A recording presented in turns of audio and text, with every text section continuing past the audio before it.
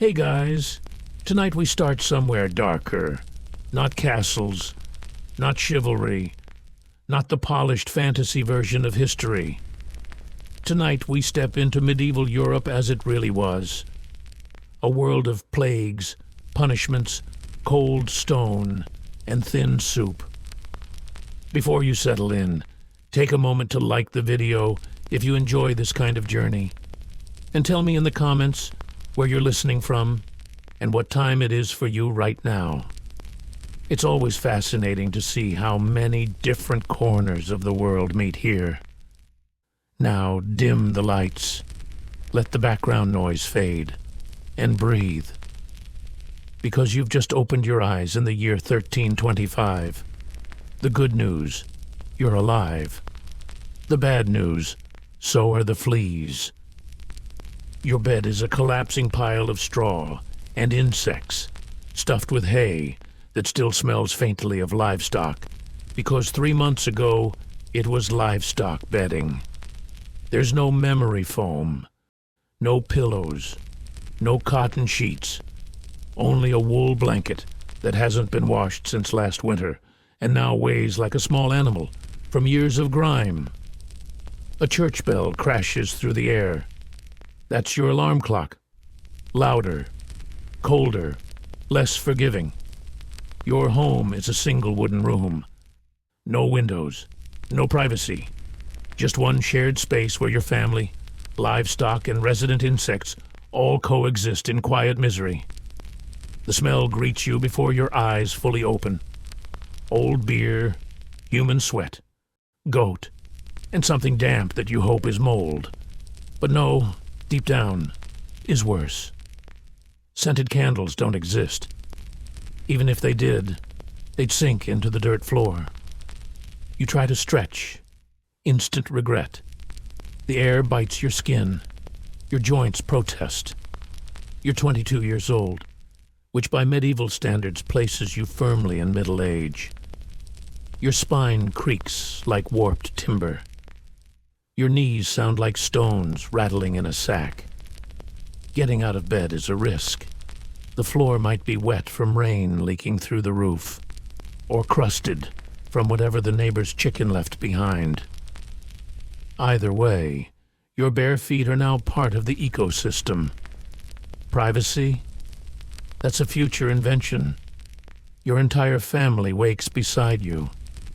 Possibly a cousin who arrived years ago and never left. There are no bedrooms, no doors, no quiet moments, just communal existence. Welcome to morning in medieval Europe, where you're never truly alone. Parasites, rodents, 8 other humans, they're all sharing your dawn, and this is only the beginning of your day. You finally crawl out of your straw nest of suffering. Congratulations. Now your body reminds you of something urgent. There is no polite way to say this. Nature is calling, and it is not gentle. Welcome to the medieval bathroom experience. There is no toilet, no seat, no paper, no flush, not even a broken plunger waiting in the corner. Relieving yourself in the 14th century is part survival task, part social experiment, and occasionally a public performance. If you're a peasant, your bathroom is a wooden bucket behind the house. It's already full. Uncle Wolfram had bad turnips last night. The smell hits first. You hold your breath. Do what needs doing. And then comes the ritual. You throw it into the street. Yes, the street. Custom says you shout Gardilou before dumping it from a window. Old French for watch below. In practice, no one moves fast enough.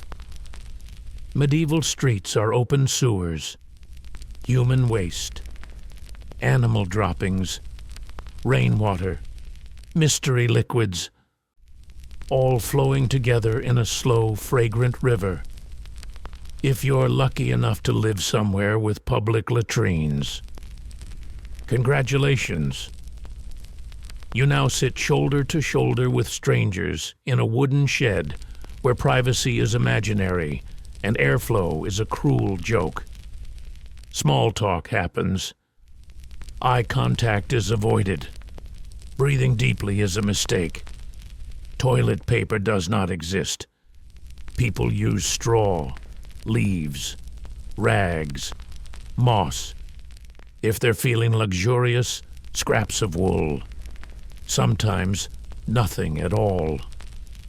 Handshakes will not become popular for centuries. Living in a castle doesn't save you. You might have a garderobe, a hole in the wall that drops waste directly into the moat. Sounds convenient, until attackers climb up through it. Yes, that happened. So whether farmer or baron, bathroom time is cold, exposed, dangerous, and deeply undignified. One slip on wet stone, and you're face first in humanity's leftovers. And you still haven't brushed your teeth. But we'll come to that. You survived the toilet. That alone deserves a reward. Maybe something warm, something comforting, something familiar. No, this is medieval Europe. Comfort is not on the menu. Breakfast arrives in a wooden bowl. Inside is something thick, gray, and unconvincing. Welcome to pottage. Pottage is not a recipe. It's a lifestyle. A slow-moving stew made from whatever exists nearby. Grains, root vegetables, a few beans if fortune smiles on you. The same pot has been simmering for days, sometimes weeks. New ingredients are poured on top of the old. Nothing is emptied, nothing is reset. It's less a meal and more an ongoing experiment in edible survival. On the side, a chunk of bread so hard it could stop a small weapon.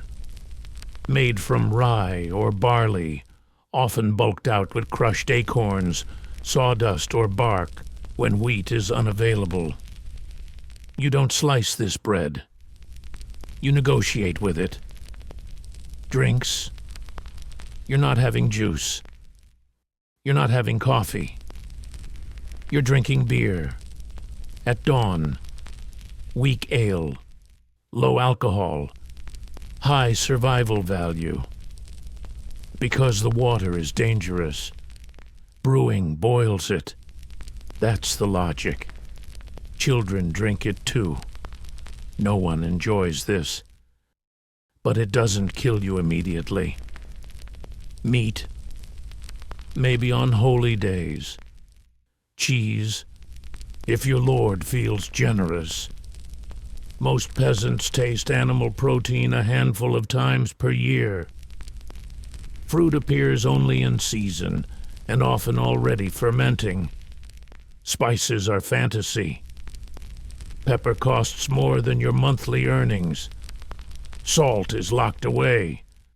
So you chew your gritty bread, swallow your morning beer, and quietly hope a rat didn't sample your pottage overnight. Breakfast doesn't energize you. It simply happens to you. And now, underfed and already tired, it's time to work. Because in medieval Europe, survival is a full-time job. Now it's time to get dressed. Not that it makes much difference. Your entire wardrobe consists of one outfit. One, a rough wool tunic or linen shift you've worn every day for months, possibly years. There's no seasonal fashion.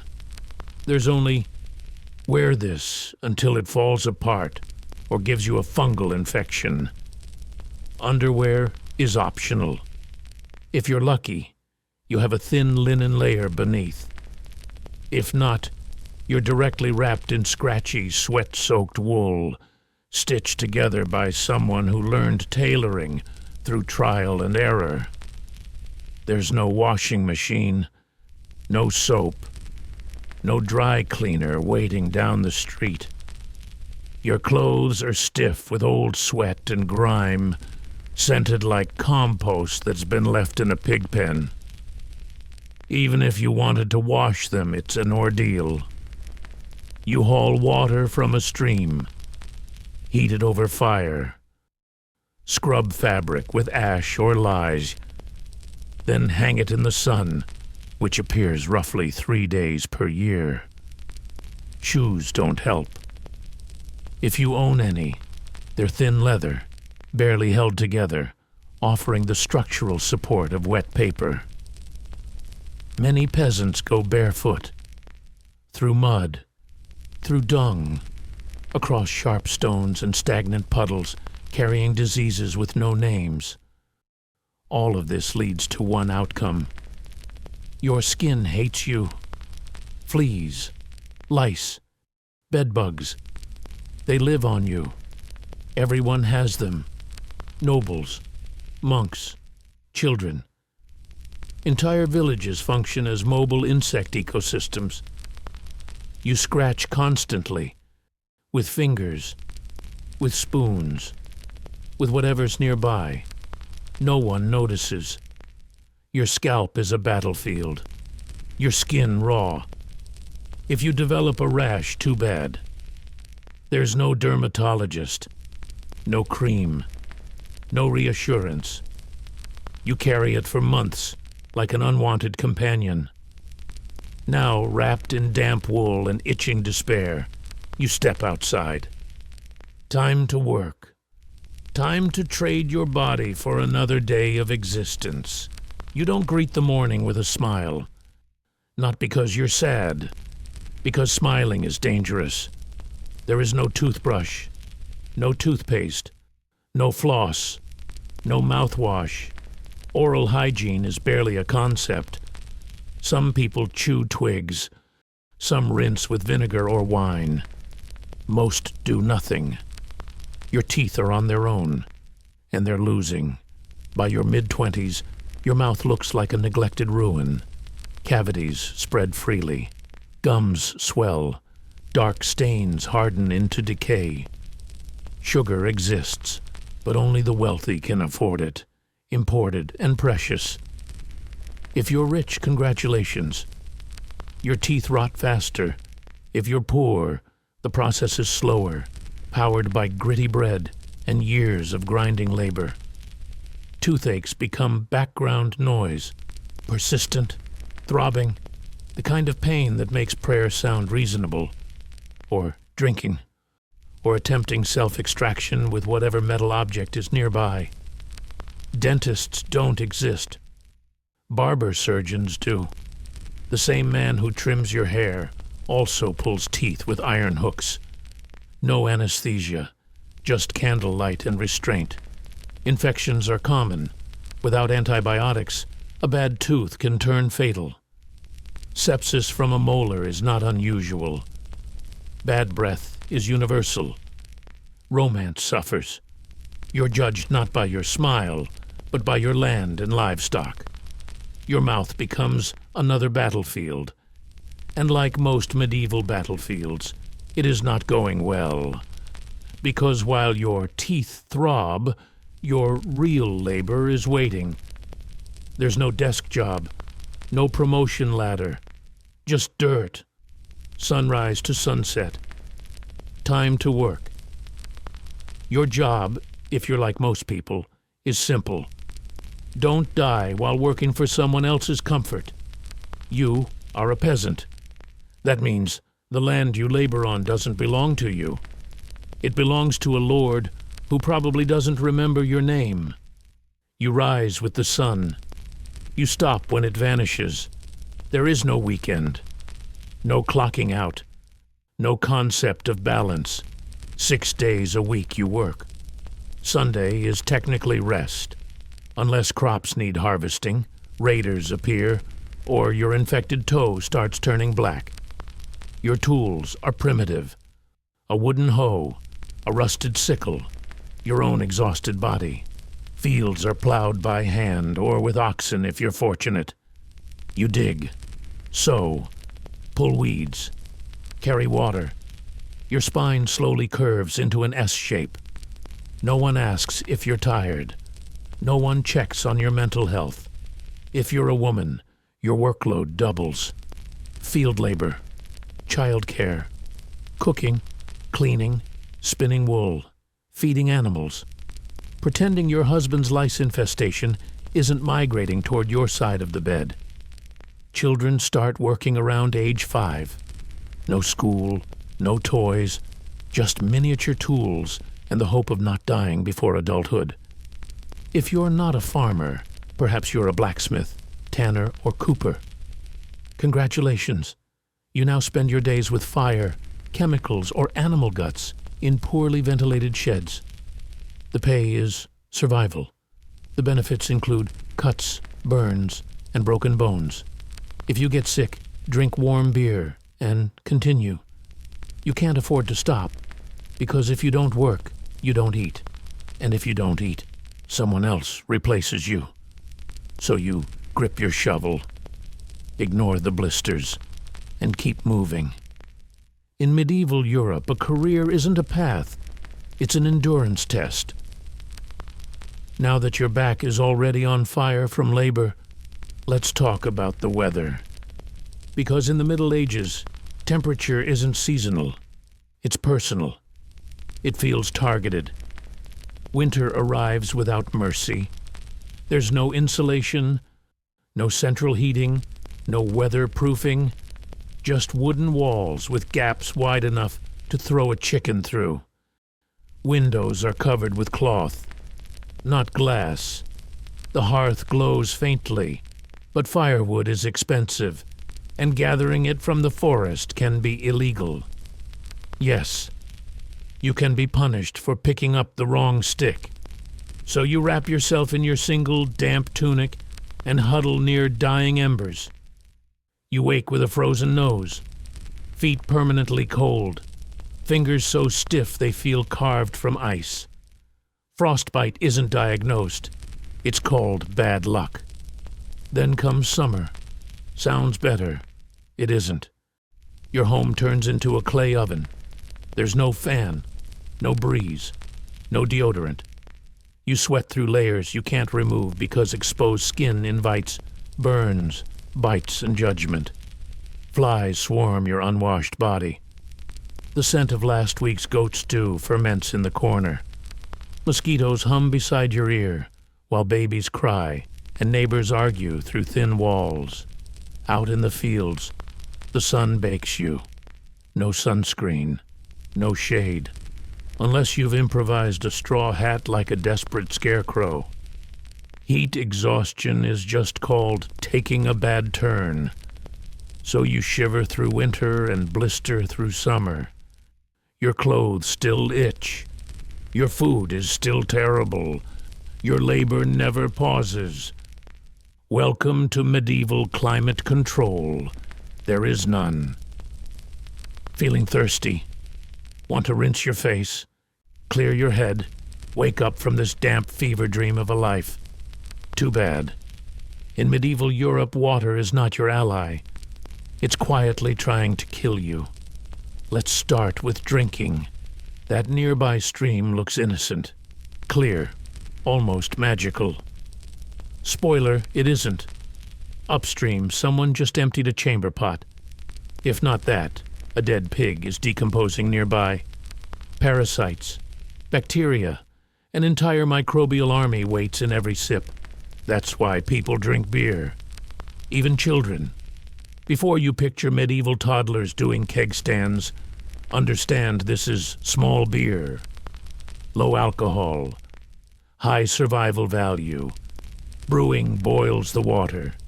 That makes it safer than whatever flows through town gutters. Wine exists too, if you're wealthy enough, and unconcerned about functioning before noon. Bathing? Surely people washed. In theory. In practice, not much. Medical belief says bathing opens pores and lets disease inside. Yes, cleaning yourself is considered risky. Better to keep your protective crust of filth intact. Public bathhouses exist, but they gain reputations for gossip, scandal, and extracurricular activities. Naturally, the church shuts many down. Even if you attempt to bathe at home, it's a production. Fetch water. Boil it. Fill a leaking wooden tub. Hope no one else uses it first. Or worse, after. Rainwater sits in open barrels. Birds poop in it. Insects breed. Moss grows. Refreshing. So whether it's entering your mouth, touching your skin, or watering crops, medieval water is a gamble. One wrong gulp, and you're spending your final days sweating in straw, clutching your stomach, reconsidering your life choices. Next time you drink from a tap, maybe take a moment. Your ancestors hydrated with courage. So you're sick. Maybe you drank bad water. Maybe you sliced your hand on rusted metal. Maybe you simply woke up wrong. Either way, you need help. You need a doctor. Unfortunately, you live in the Middle Ages. Medicine here is mostly polite torture with religious paperwork. Diagnosis begins with the four humors: blood, phlegm, yellow bile, black bile. Every illness is blamed on these being out of balance. Fever, too much blood. The solution? Bloodletting. A barber drains you with a dull blade or a hungry leech. Yes, the same man who cuts your hair also removes your life force. 2 services, 1 chair. Feeling sad or anxious? Clearly excess black bile. Treatment includes laxatives, herbal purges, or prayer, while everyone quietly prepares your coffin. Break a bone. Get a deep wound. Now things become serious. There's no anesthesia unless fainting counts. Surgery is done with knives that haven't been cleaned since someone's last crusade. Tools are heated over fire, not to sterilize, but because glowing metal feels authoritative. Germ theory doesn't exist. They believe disease comes from bad air or divine disappointment. Stomach pain, probably sinful thoughts. Confess while vomiting. Antibiotics are centuries away. An infected scratch can kill you. A toothache can end your life. If you worsen, expect more leeches, crushed beetles, and a priest delivering last rites, just in case. Recovery is credited to God. Failure is accepted as destiny. In medieval Europe, medicine isn't about healing. It's about surviving the treatment. After a full day of labor, insects, and questionable medical advice, you finally return home. Your stomach is empty. Your body hurts. You're ready for the highlight of medieval life. Dinner. Bad news. Your meal may also be trying to kill you. There's no refrigeration, no freezing, no real preservation beyond salt, smoke, and hope. If you have meat, it's been hanging for days, covered in flies, soaked in brine of uncertain origin, possibly shared with rodents. Bread is the backbone of your diet, but even that is dangerous. In bad harvest years, desperate families stretch flour with bark, sawdust, or clay. If it's rye season, there's an added bonus: ergot, a fungus that causes convulsions, hallucinations, and sometimes death. It's like eating bread seasoned with madness. Vegetables appear when they can. Turnips appear always, boiled, mashed, floating in pottage. Fruit rots quickly. Sugar is rare and hoarded by the wealthy to show off their blackened teeth. Milk spoils in hours. Butter and cheese last longer, but teem with bacteria. People eat them anyway, because the alternative is chewing leather. Spices, pepper, cinnamon, nutmeg. These cost more than gold. Flavor for peasants comes from onions, salt, if available, and endurance. Most meals taste like wet burlap and resignation. Food is also political. Game belongs to the Lord. Caught poaching a rabbit, you could be fined, imprisoned, or executed. Yes, dinner can get you hanged. So you sit by flickering firelight, eating gray stew, knowing every bite carries risk. But you eat. Because in medieval Europe, food doesn't nourish. It tests. Evening arrives. Your muscles ache. Your stomach argues with what you just fed it. You might think the day is finally winding down. It isn't. Because now comes God, and the priest, and your neighbor Agnes, who absolutely notices if you skip Mass. In medieval Europe, religion isn't a part of life. It is life. The church controls your calendar, your laws, your education, if you can read, your birth, marriage, death, and everything in between. Think of it as your spiritual landlord. You are always behind on rent. Prayer bells structure the day. Morning, noon, night. Not as reminders, as enforcement. Miss prayer. Sin. Eat meat on Friday. Sin. Think about your neighbor's wife. Double sin. Hell is vividly described. Priests paint it in detail. Rivers of fire. Boiling blood. Demons with hooks. Endless screaming. If plague doesn't scare you, eternal torture will. You can't read the Bible. It's written in Latin, reserved for clergy and privileged boys, so the priest interprets reality for you. Crop failure. You didn't pray hard enough. Time to kneel deeper. Tithes are mandatory. 1/10 of everything. Wheat. Eggs. Whatever you have. If you have nothing, congratulations. You're spiritually indebted and materially doomed. Holidays are holy days. They bring fasting, confession, Mass. Joy is treated with suspicion. Questioning doctrine is dangerous. Heretics burn. Witches drown. Blasphemers are flogged. Skeptics are corrected. So you bow. You chant. You hope your soul might someday escape this mud-covered existence, because God may be merciful, but the church keeps records. If you think medieval life is hard, try living it as a woman. Same filth, same hunger, same fear, plus childbirth, obedience, and near invisibility. In the Middle Ages, being female means playing on hard mode with no restarts. From birth, your path is narrow. Marry young, have children, serve your husband, die tired. Education is rare. Unless you're noble or sent to a convent, your learning stops once you master butter churning and patching clothes. Marriage happens early, shockingly early.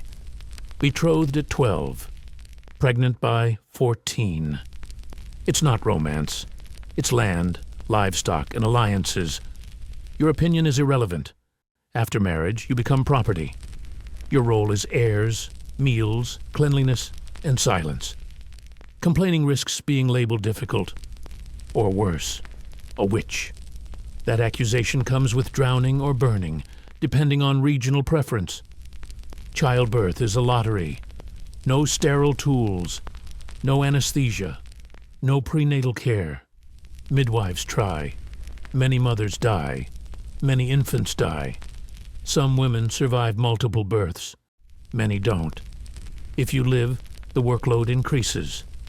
Now you nurse babies while cooking, cleaning, and working fields. There is no recovery period. You are the recovery period. Unmarried women are suspicious. Widows are vulnerable. Outspoken women are dangerous. Those who don't conform often find themselves accused of witchcraft, especially healers or anyone with herbal knowledge. Even in the church, women rank lower. Nuns live under strict silence and control, their spiritual worth officially inferior. In short, medieval womanhood is endurance without applause. Obey, reproduce, suffer quietly, preferably with grace. So far, you've battled filth, hunger, religion, and inequality. Now comes violence, not as an exception, as infrastructure. The Middle Ages are not peaceful. Law and order mostly means hoping your local lord woke up in a decent mood. Violence lives everywhere, in homes, in streets, in fields, in churches. Crime is common. Punishment is theatrical. Justice is performance art. Steal bread, you might lose a hand. Lie, you could lose your tongue. Gossip too loudly, you meet the scold's bridle, a metal cage strapped to your head with a bar forced into your mouth. Correction, they call it. Accused of something serious? Theft, heresy, witchcraft. Your innocence is tested through pain. Trial by ordeal. Put your hand in boiling water. Retrieve a stone. If it heals in 3 days, you're innocent. If it festers, you're guilty. Another version. You're thrown into a river. Sink, innocent, and probably dead. Float, guilty, punished. It's a game where survival is the prize, and the rules hate you. Executions are public entertainment. Hangings, beheadings, burnings. Crowds gather, sometimes with snacks. Domestic violence is accepted. Husbands are expected to discipline wives and children. Street fights are routine. Look wrong at a noble's horse and you might be beaten. War simmers constantly. Local feuds, religious crusades, territorial disputes. Someone is always marching somewhere to stab someone else for honor, God, or boredom. Violence isn't society breaking down. It is society. Everyone lives knowing life is fragile, justice arbitrary, and your neighbor might kill you over a pig. So you keep your eyes down, walk carefully, and never trust anyone holding a club. By now, you've endured lice, leeches, starvation, and the constant threat of public punishment. Which brings us to the final chapter of most medieval lives: death, early, unromantic. If you reach 40, you're considered remarkably old, possibly legendary. Average life expectancy hovers around 30 to 40 years, but that number is dragged down by infant mortality. Nearly half of all children die before age 5. Disease, malnutrition, one bad winter. That's all it takes. If you survive childhood, adulthood begins already exhausted. Work starts as soon as you can walk. By 25, your joints creak like monastery doors. You're missing teeth, maybe a finger, most of your optimism. Women face childbirth as a leading cause of death. No pain relief, no medical intervention, just prayers and hot water while someone holds your hand. Men die from farming accidents, infected cuts, drunken neighbors, or wars that never really end. Plague turns cities into cemeteries overnight. Famine erases villages. Bad grain makes you hallucinate before killing you. Funerals are brief. Bodies are buried quickly to prevent disease. No embalming, no polished coffins, just shallow graves and hurried blessings. If there's room left in the churchyard, you don't retire. You simply stop showing up. And that's medieval Europe, a world where survival is temporary, suffering is ordinary, and death is always nearby. So how did it go? You woke up in filth. relieved yourself into a bucket, ate gray stew and weaponized bread, scratched parasites, worked until your spine begged for mercy, prayed not to anger God, avoided getting beaten in the street, and somehow made it back home. Night falls. There are no streetlights, only scattered candles behind shutters and the low glow of hearth fires. Darkness arrives fast and absolute. You bar the door, not because it guarantees safety, but because it makes you feel like you tried. Inside, your family crowds together for warmth. Someone coughs. A baby cries. A mouse moves behind the wall. You lie back down on your straw mattress, wrapped in the same clothes you wore all day, breathing air heavy with smoke and bodies. There is no scrolling, no music, no distraction, just fatigue, and maybe a short prayer that tomorrow won't be worse. This is one ordinary day in medieval Europe. No epic battles, no noble banquets, no heroic quests, just endurance. The romantic Middle Ages, knights in shining armor, candlelit feasts, noble ladies in towers, are a story invented much later. The real medieval world is small, hard, unequal, and relentless. Hierarchy rules everything. Born poor, you stay poor. Born rich, you get warmer rooms and slightly better odds. Even nobles aren't safe. Castles are cold stone boxes filled with smoke, fleas, and political tension. One infected splinter can still kill you. There is no escape. You live, work, suffer, and die within a few miles of where you were born. And yet, people still laugh. They tell stories. They fall in love. They sing. They find meaning in tiny moments between disasters. Not because life is kind, but because humans are stubborn.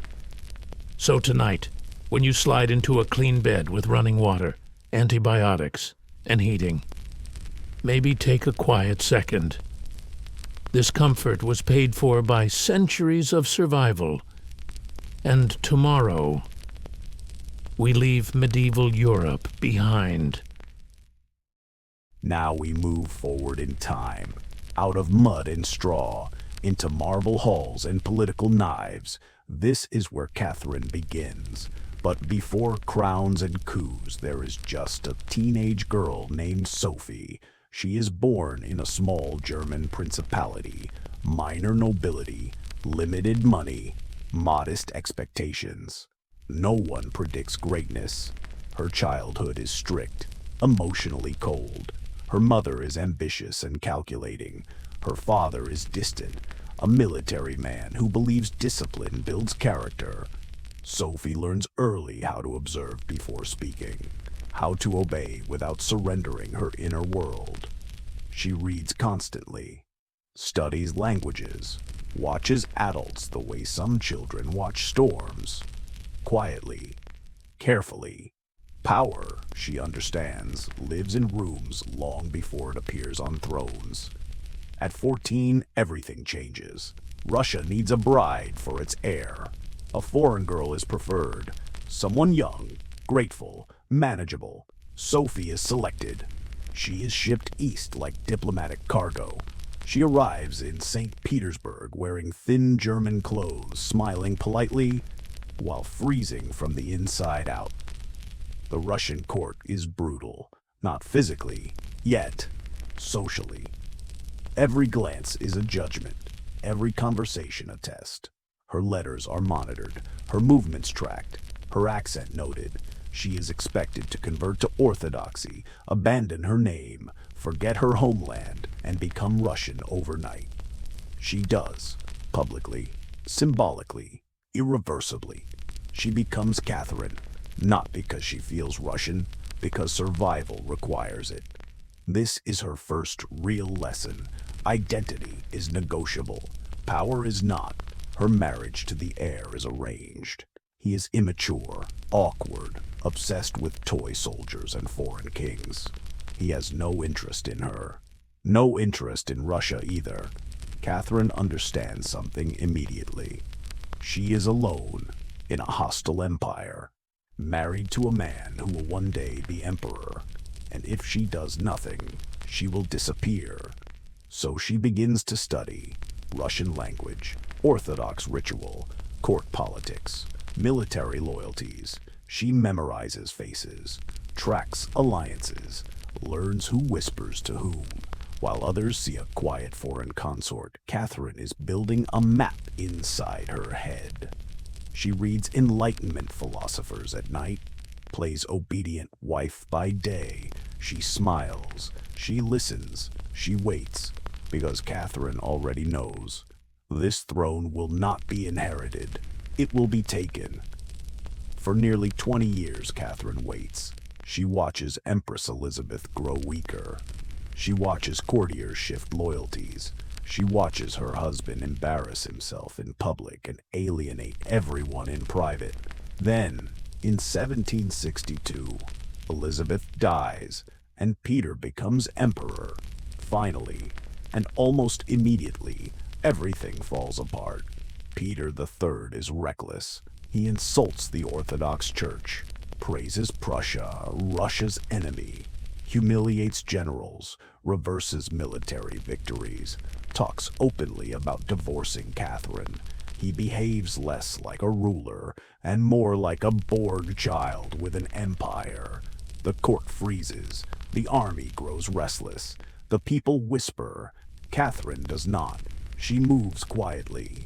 Over years, she has cultivated allies, officers, guards, nobles who fear Peter more than they trust tradition. She doesn't announce herself. She prepares. Then one July morning, while Peter is away at his summer palace, Catherine acts. She rides through St. Petersburg in military uniform. Not in silk, not in jewels, in command. The Imperial Guard swears loyalty. Church leaders bless her, crowds gather. Within hours, she is proclaimed Empress Catherine II. Peter is stunned. Abandoned by his own troops, he surrenders without a fight. Days later, he is dead. Officially sudden illness, unofficially murder. Catherine never comments. She doesn't need to. She now sits on the throne, not by birth, not by marriage, by precision. It is one of the most bloodless coups in European history. A foreign woman with no legitimate claim has taken control of the largest empire on earth. But power seized is fragile. Catherine knows this. She understands that conspiracies don't end when crowns are placed. They only change direction. So she begins to rule, not emotionally, strategically. She rewards loyalty, neutralizes threats, stabilizes the court, projects calm authority. There is no celebration period, no softness. She works immediately, because Catherine understands something most rulers learn too late. Winning the throne is easy. Keeping it is the real war. Once Catherine secures the throne, she doesn't slow down. She accelerates. She knows exactly how she is perceived. A foreigner, a usurper, a woman who arrived through conspiracy. So she does what insecure rulers rarely do. She starts thinking long-term. Catherine doesn't want to be remembered as the woman who stole power. She wants to be remembered as the woman who reshaped Russia. She turns to ideas, Enlightenment ideas, Voltaire, Montesquieu, Diderot. She reads them obsessively, corresponding with philosophers while ruling an empire of serfs and soldiers. She believes in reason, education, law, progress. She also believes in absolute authority. These things coexist in her mind without contradiction. In 1767, she launches an ambitious project, rewriting Russia's legal system. She authors her own political document, the Nakaz, a vision of justice that speaks of the equality before the law, condemns torture, and frames monarchy as service to the people. For 18th century Russia, this is radical, but reality arrives quickly. Russia is vast, feudal, deeply conservative. Nobles control millions of serfs. Any serious reform risks rebellion. Catherine understands the math, so she compromises. She expands education, builds schools, supports publishing, encourages science. She promotes smallpox inoculation, going first herself to prove it safe. She creates libraries, sponsors art, turns St. Petersburg into a European cultural capital. And at the same time, she strengthens noble power over peasants, because loyalty matters more than philosophy. This becomes her defining tension. Publicly, enlightened reformer. Privately, pragmatic autocrat. She doesn't try to make Russia Western. She tries to make it strong, modern, functional, on her terms. Catherine rules like someone who understands systems. She doesn't push until they break. She bends them slowly. Velvet glove, iron hand. And it works. Ideas alone don't make an empire. Borders do. Once Catherine stabilizes the court, she turns outward. Russia under her rule doesn't just modernize, it expands, relentlessly. She wages a series of wars against the Ottoman Empire, pushing south toward warm water ports Russia had wanted for generations. These aren't symbolic conflicts. They redraw maps.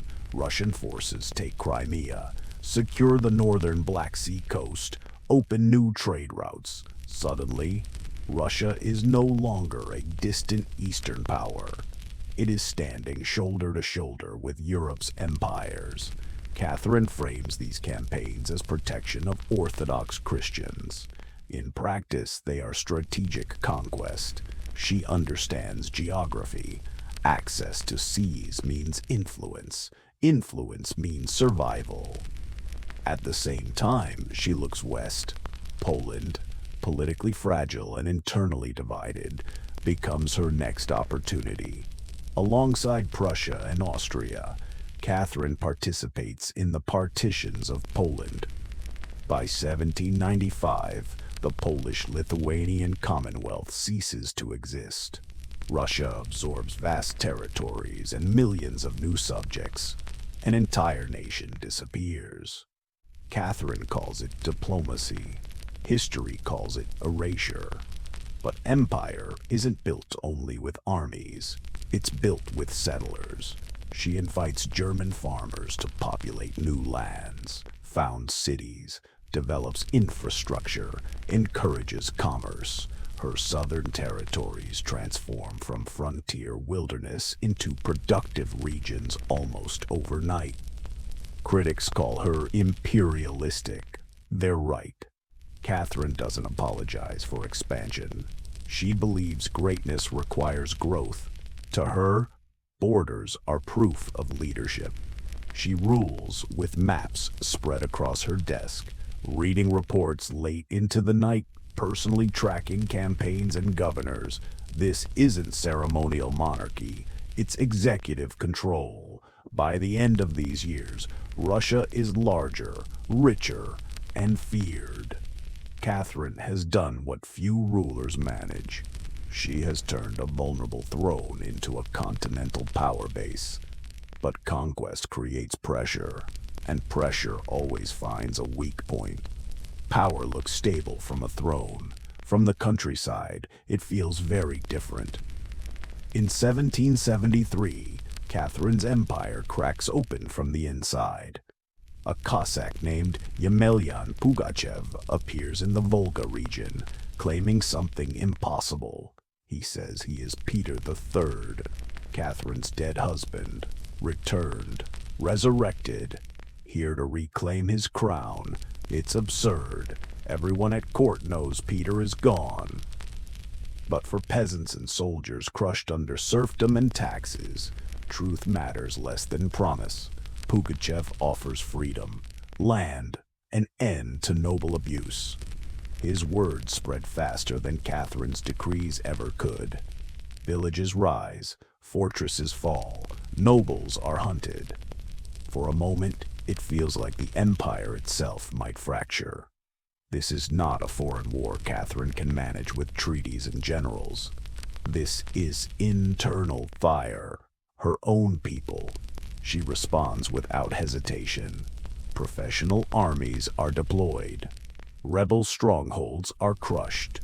By 1774, Pugachev is captured. He is paraded through Moscow in chains and publicly executed. The message is unmistakable. Rebellion ends here. But something inside Catherine changes. Before Pugachev, she still entertained quiet thoughts about easing serfdom. After him, those thoughts disappear. The uprising teaches her a brutal lesson. Reform threatens stability, and stability matters more. She tightens control, strengthens noble authority, expands surveillance. Dissent becomes dangerous. The philosopher Empress hardens into a ruler who understands fear as a tool. Voltaire still receives letters. Schools still open. Books still circulate. But beneath the Enlightenment polish, Catherine now governs with sharper edges. She has seen what desperation looks like, and she will not allow it near her throne again.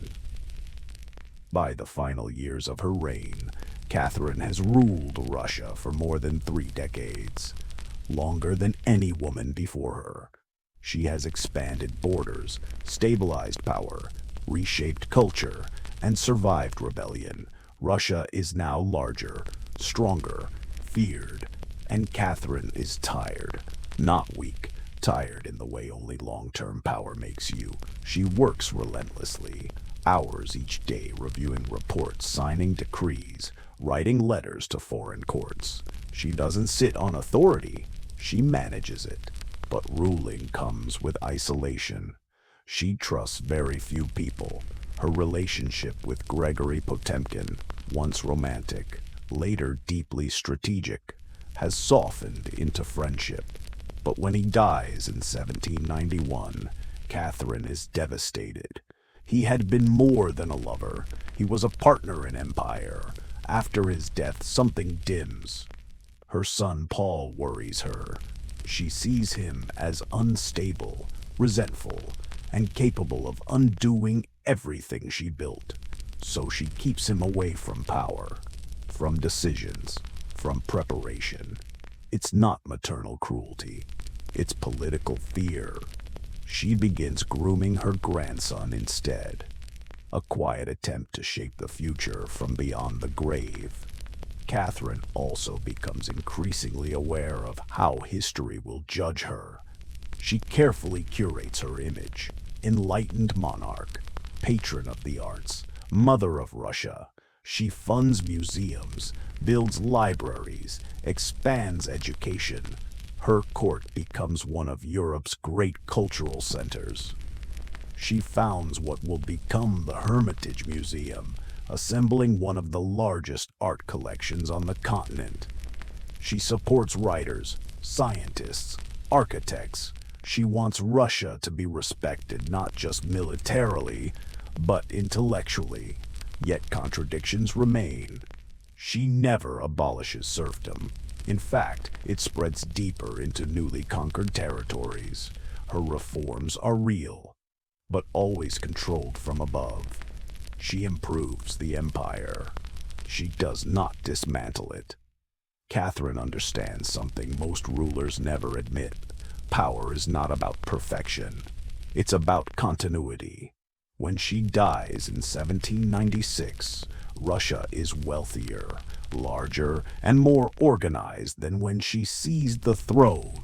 She leaves behind borders drawn by war, institutions shaped by reason, and a legacy that refuses simplicity. History gives her a title she never claimed herself, the Great. Not because she was gentle, not because she was pure, but because she took power in a world that didn't want her to have it, and held it. The woman in red. Now we leave empires behind, no palaces, no philosophers, no coups. We travel much farther back into jungle heat and carved stone, southern Mexico. Palenque, a Maya city slowly swallowed by green. Here, history doesn't announce itself with marble statues or royal portraits. It hides. It waits. In 1994, archaeologists working near one of Palenque's temples noticed something unusual. A sealed chamber, undisturbed. No signs of looting. No collapsed walls. Just quiet. When they finally open it, centuries of still air rush outward. Inside sits a limestone sarcophagus, and when the lid is lifted, a cloud of red dust rises like smoke. Cinnabar, powdered mercury sulfide, brilliant, toxic, sacred. Beneath it lies the skeleton of a woman. Her bones are stained crimson. Her skull once held a jade mask. Around her body are necklaces, ear spools, shell ornaments, ceremonial objects. Everything about the burial speaks of status, power, ritual. But there is no name, no carved glyphs, no inscription telling us who she was, just silence. Researchers call her the Red Queen, not because that was her title, because of how she was buried. Her entire tomb is saturated with cinnabar, the same substance used for only the most elite Maya dead. This is not decoration. Red, to the Maya, is blood, sunrise, life force, transformation. To cover a body in cinnabar is to prepare it for rebirth. This woman was not laid to rest. She was sent somewhere. Her burial is precise, intentional, hidden deep within a pyramid beside one of Palenque's greatest rulers. She was not placed here by accident. She mattered immensely, and yet history forgot her name. What remains is ritual, color, stone, and a question that still echoes through the jungle. Who was she? The language of the tomb. The Red Queen's chamber doesn't overwhelm with gold. It whispers with intention. Jade beads rest near her chest. Shell ornaments frame her bones. Obsidian blades and bone needles lie carefully placed, as if waiting for hands that will never move again. These are not decorations. They are tools for a journey. To the Maya, jade was life itself, green like maize, green like jungle leaves after rain. It symbolized breath, renewal, eternity. Only the elite were buried with it. Her jade mask, once fitted over her face, was meant to preserve identity, to make her recognizable to the gods. Death, in Maya belief, was not disappearance.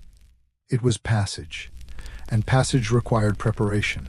Ceramic vessels stand near the sarcophagus. They once held food, drink, incense, offerings meant to sustain her spirit as it crossed into Xibalba, the Maya underworld. This was not a peaceful afterlife. It was a layered realm of trials, darkness, and transformation. You didn't simply arrive, you endured. Everything in this tomb is arranged to help her survive that crossing. Even the cinnabar carries meaning. Yes, it's toxic, but to the Maya, its vivid red connected blood to rebirth, mortality to divinity. To bathe someone in it was to mark them as sacred, dangerous, powerful, chosen. Only a few individuals at Palenque received this treatment. One of them was Pakal the Great, the city's most famous king, and that detail matters, because her tomb lies only steps away from his 2 crimson burials, 2 royal chambers, one silent partnership carved into architecture. The Red Queen is not isolated. She is positioned. Her story is told not with words, but with placement, with ritual, with color. Whatever her name was, her burial makes one thing clear. This woman was not secondary. She was central. Beside the king, just meters from the Red Queen's resting place, lies one of Mesoamerica's most famous tombs, that of Pakal the Great. His burial is monumental, covered in carvings, cosmic imagery, and royal symbolism. Hers is quieter, more inward. And that contrast matters. In Palenque, nothing is placed randomly. Temples follow celestial alignments, burials follow dynastic logic.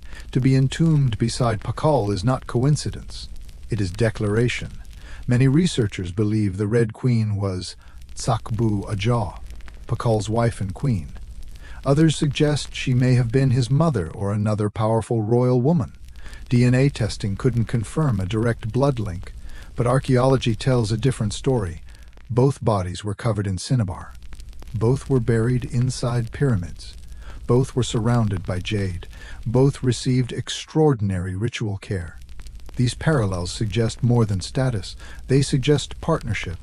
In Maya cosmology, rulership was not singular. It was dual, masculine and feminine, sun and moon, sky and earth. Kings did not rule alone. They ruled within sacred balance.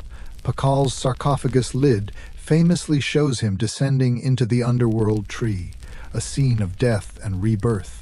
The Red Queen's tomb offers no carved imagery. Instead, her meaning lies in proximity, in symmetry, in silence. If Pakal represented the solar journey, public, monumental, visible, the Red Queen may have embodied the lunar path, hidden, ritual, essential. Together they form a cosmic pair, not king and accessory, king and counterpart. Their closeness in death mirrors their unity in life. Two chambers, two bodies. One dynastic story told without inscriptions. Stone remembers what language? Forgot. The nameless power. The Red Queen left behind one haunting absence. Her name. No glyphs mark her sarcophagus. No carved titles survive. Only silence. Yet everything about her burial speaks authority. The jade, the cinnabar, the placement beside Pakal. These are not honors given to secondary figures. They are reserved for central pillars of power. Most scholars believe she was Chakbu Aja, Pakal's wife, mother of kings, and ceremonial partner in rule. Others argue she may have been Sakkuk, Pakal's formidable mother. Still others suggest a high priestess or royal ancestor whose identity dissolved with time. DNA testing offered no clear answers. But Maya tradition doesn't rely solely on biology. Power passed through ritual, through lineage, through sacred role. Marriage did not require shared blood. Legacy did not depend on names carved in stone. In Maya cosmology, remembrance lived in ceremony, not inscription. The absence of her name may have been intentional. She was not meant to be recalled through language. She was meant to endure through symbolism, through placement, through ritual continuity. She was preserved in red, wrapped in jade, hidden in architecture. A woman remembered not by words, but by power, and that makes her more mysterious, and perhaps more eternal. Women of the Maya, to understand the Red Queen, we must understand the world that shaped her. A world where royal Maya women held far more influence than history once assumed. They were not silent companions. They were diplomats. Priestesses, guardians of lineage. Maya politics was deeply familial. Power flowed through bloodlines, marriages, and sacred inheritance. Royal women conducted rituals, commissioned temples, legitimized kings. Their bodies carried dynasties. Take Sakkuk, Pakal's mother. When the throne stood empty, she ruled Palenque herself as regent. She issued decrees, oversaw construction, held authority until her son came of age. She was not a placeholder. She was sovereign, across the Maya world. From Yaxchilan to Naranjo to Calakmul, women appear in inscriptions performing ceremonies, leading diplomatic events, and even commanding warfare. They are carved beside kings, sometimes above them. Their headdresses rise like temples. Their names echo through stone, until time erases them. Colonial narratives later reduced these women to shadows, but archaeology tells another story, one of shared rule, of sacred partnership, of queens whose power was ritualized rather than militarized, seen rather than shouted. The Red Queen belongs to this tradition. She may not have ruled in name, but her burial declares authority. Her jade mask protects identity. Her placement beside Pakal confirms status. She was not peripheral, she was foundational. In Maya civilization, a queen was not merely a wife. She was a bearer of cosmic order, a bridge between gods and people, a keeper of sacred continuity. The Red Queen may be nameless, but in her world, she was never voiceless. The Temple of Silence. The Red Queen was not placed in an ordinary grave. She was embedded inside architecture. Her tomb lies within Temple 13, one of Palenque's smaller pyramids, yet its location carries immense meaning. It stands just steps from the Temple of the Inscriptions, Pakal's resting place. In Maya cities, temples were never positioned casually. Their alignment followed astronomy, myth, dynastic design. To bury her here was intentional. Her chamber sits deep inside the pyramid, accessible only by a narrow staircase descending into darkness. The journey downward mirrors Maya cosmology, a ritual passage into Xibalba, the underworld. The crypt itself is stark, cut stone walls, no murals, no glyphs, only silence. At its center rests her limestone sarcophagus, simple, heavy, echoing Pakal's nearby tomb, yet inward-focused. Where Pakal's lid tells a cosmic story carved in relief, hers speaks through absence, through cinnabar, through placement. Her tomb aligns east to west, following the sun's daily path from birth to death. The space feels intimate, contained, sacred, not designed for visitors, designed for transformation. Maya temples were cosmological machines, bridges between sky, earth, and underworld. To be buried within one was to be elevated beyond humanity. Her resting place was not an afterthought. It was a shrine. Stone held her bones. Red held her essence. Architecture carried her memory. A chamber that does not explain, only witnesses. Crossing Xibalba. For the Maya, death was not an ending. It was a crossing, a descent into Xibalba, the layered underworld ruled by testing gods and shadowed trials. Burial was choreography. Every object, every color, every placement carried meaning. The Red Queen was prepared with precision, her body wrapped in cinnabar, encased in stone, surrounded by offerings. This was not mourning. It was initiation. Bone needles and obsidian blades found in her tomb suggest bloodletting rituals, either performed during her life or reenacted at death to empower her spirit. Her jade mask was not decoration. It preserved identity. In Maya belief, the soul needed a face to be recognized by the gods. Ceramic vessels likely once held maize, cacao, water, or pulque, provisions for the journey beyond, shells, spines, figurines. Each item served as a tool for spiritual navigation. Xibalba was dangerous. Rivers of blood, houses of knives, tests of endurance. Only the ritually prepared could pass. Maya cosmology saw death as seed, burial as planting, rebirth as return. Kings and queens were viewed as earthly vessels of divine forces. In death, they rejoined those origins.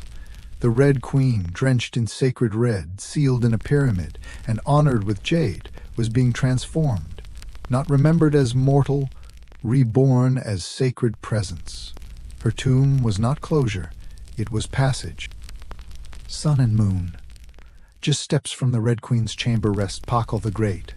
His tomb is famous, carved in cosmic imagery, a king falling into the world tree, death rendered as rebirth. But what makes the Red Queen extraordinary is proximity. Her sarcophagus lies beside his. In Palenque, space equals meaning. Nothing is accidental. Scholars believe she was Sakbu Ajah, Pakal's queen and ceremonial partner. Both bodies were covered in cinnabar. Both were buried within pyramids. Both surrounded by jade. These mirrored rites speak of paired sovereignty. In Maya thought, rulership was dual, not solitary. Balance mattered. Male and female, sky and earth, solar and lunar. If Pakal embodied the sun, public, monumental, ascending, the Red Queen embodied the moon, hidden, ritual, cyclical. Together they formed cosmic equilibrium. Her tomb lacks inscriptions. His is carved with mythology. But silence does not mean absence. Her power lives in alignment, in symmetry, in placement.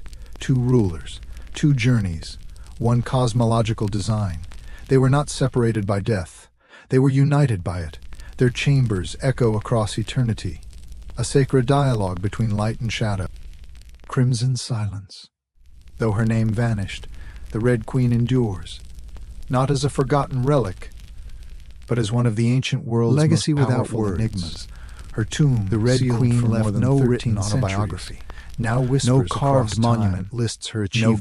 glyph recorded her No titles. inscription celebrates No her stele reign. told her story. And yet Yet her the legacy care of her burial survives, speaks louder not than in inscriptions language, ever could. in architecture, the jade, in ritual design, the cinnabar, in spatial the memory. sacred placement. Her tomb was engineered These were not with honors intention. granted to background Its placement figures. beside Pakal, They marked someone's its central descent to path, dynastic life. its east-west She forces alignment. us to Each rethink choice assumptions. encodes meaning. In the Maya world, This was women not were simply not silent. burial. They governed. It was They led cosmological rituals. choreography. They shaped She succession. becomes part of While Palenque's kings sacred like geography. Pakal filled Her body monuments, anchors balance. queens Her shaped chamber continuity. participates in solar Power cycles. flowed through mothers, Her presence stabilizes priestesses, dynastic through continuity. lineage keepers. This is legacy The Red without Queen narration. reminds us that authority Power did not expressed belong through to men structure. alone. Influence moved preserved through ceremony, placement. through Modern bloodlines, histories often through privilege spiritual kings labor. because kings Her leave legacy monuments. lives not in carved Queens stone, leave systems, but in questions, they maintain in succession, archaeology, in they weave imagination. alliances. Each jade They hold bead, ritual authority. each layer of Their cinnabar, impact is each quieter, architectural but choice deeper. inside The Temple Red Queen 13 exemplifies this. tells us She something does not deliberate. dominate the skyline. This woman matters. She inhabits the foundation. Perhaps Her that is the memory most lives beneath extraordinary stone, truth. within pathways, Not what we know, inside but ceremonial what remains geometry. unresolved. She does not She speak lies through wrapped glyphs. in red, She speaks the color through of space, life, of sacrifice, and space remembers. of rebirth. Her jade mask once hid her face. Now she looks back at us through science and silence, nameless, unforgotten. The Red Queen ruled in life. In death, she rules mystery. What stone cannot say? For all the jade and cinnabar, for all the ritual care and architectural precision, the Red Queen leaves us with something archaeology cannot fully resolve. Identity. We search for names, for DNA links, for inscriptions that might close the circle. But the Maya did not always preserve memory the way we expect. They encoded power in placement, in symmetry, in ceremony. Her silence may be intentional, a choice made by a civilization that understood authority as something felt, not announced. In Maya cosmology, the soul did not live on through written records. It lived through cycles, through ritual repetition, through alignment with the heavens. Her tomb does not explain her. It positions her beside Pakal, within the sacred core of the city, inside a pyramid aligned with the sun's path. She is remembered spatially, cosmically, not verbally. Modern science can measure bones, analyze pigments, date architecture, but it cannot reconstruct belief. It cannot translate reverence. What we see as absence may have been completeness, a queen whose power did not require inscription, a woman whose legacy was meant to be felt in stone and silence. And perhaps that is the point. Some figures are not meant to be solved. They are meant to endure as questions. The Red Queen remains suspended between history and myth, between evidence and intuition, between what was recorded and what was sacred. Her story does not end with answers.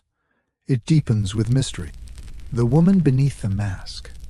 Behind the jade mask and crimson dust was a living woman. She breathed. She walked Palenque's stone corridors. She presided over rituals. She may have advised kings. She likely bore children who carried dynasties forward. Her bones tell fragments of that story. Forensic studies suggest she was between 50 and 60 years old at death, remarkably old for her era. Her teeth show wear consistent with elite diets.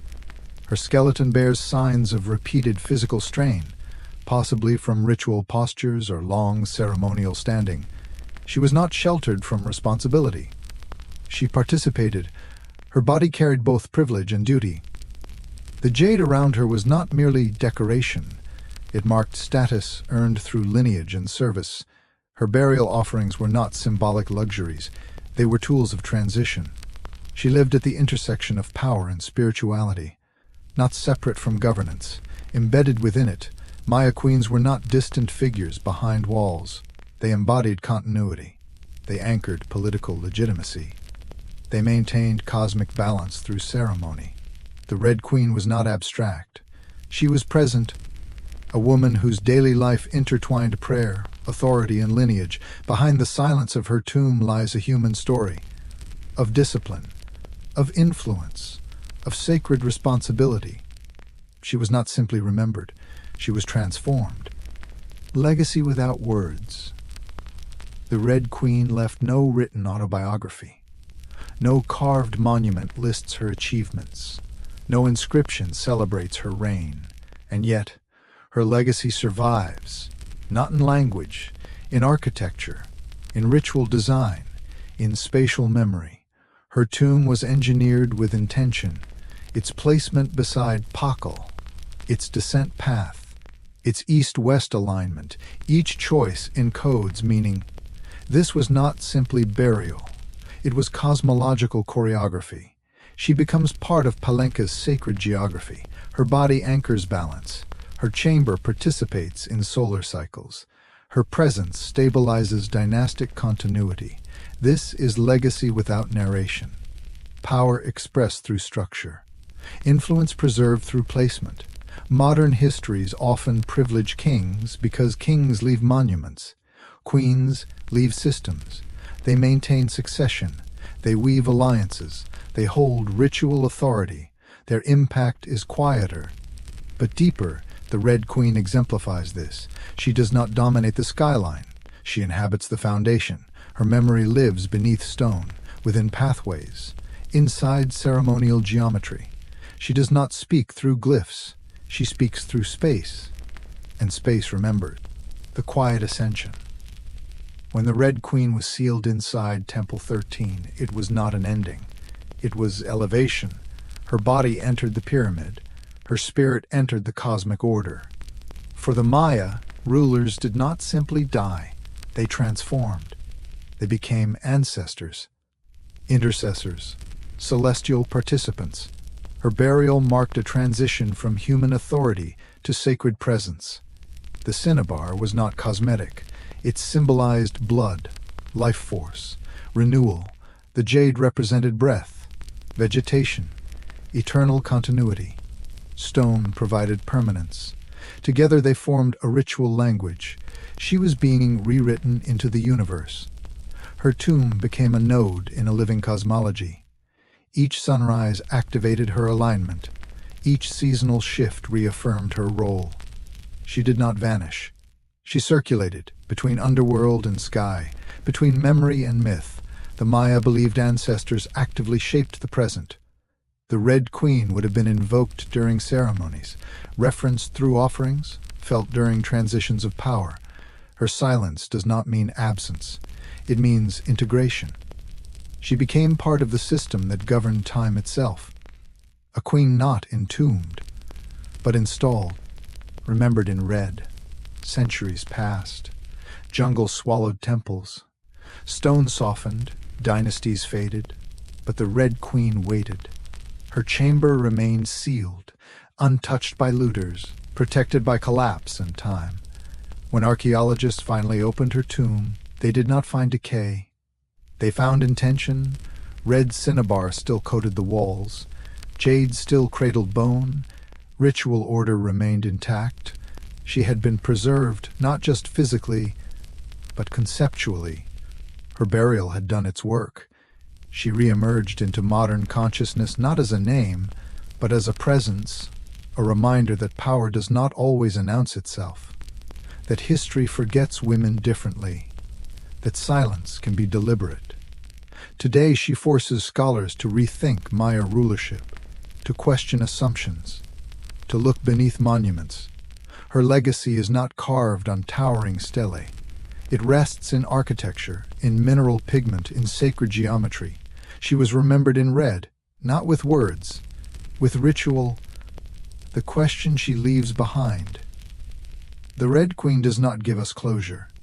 She gives us questions. Who was she truly? A queen, a mother of kings, a priestess, a regent, perhaps all of these, perhaps something else entirely. Her identity remains unresolved, not because archaeology failed, but because Maya memory worked differently. They encoded meaning through ceremony, through alignment, through continuity. She was never meant to be summarized in text. She was meant to persist in structure, in ritual recurrence, in cosmic balance. Her tomb teaches us something deeper, that power does not always seek visibility, that legacy does not always demand names, that some women shaped civilizations without monuments bearing their faces. She reminds us that history is incomplete by design, that silence can be intentional, that mystery can be sacred. The Red Queen endures not as an answer, but as a presence wrapped in cinnabar, held in stone, carried forward by time.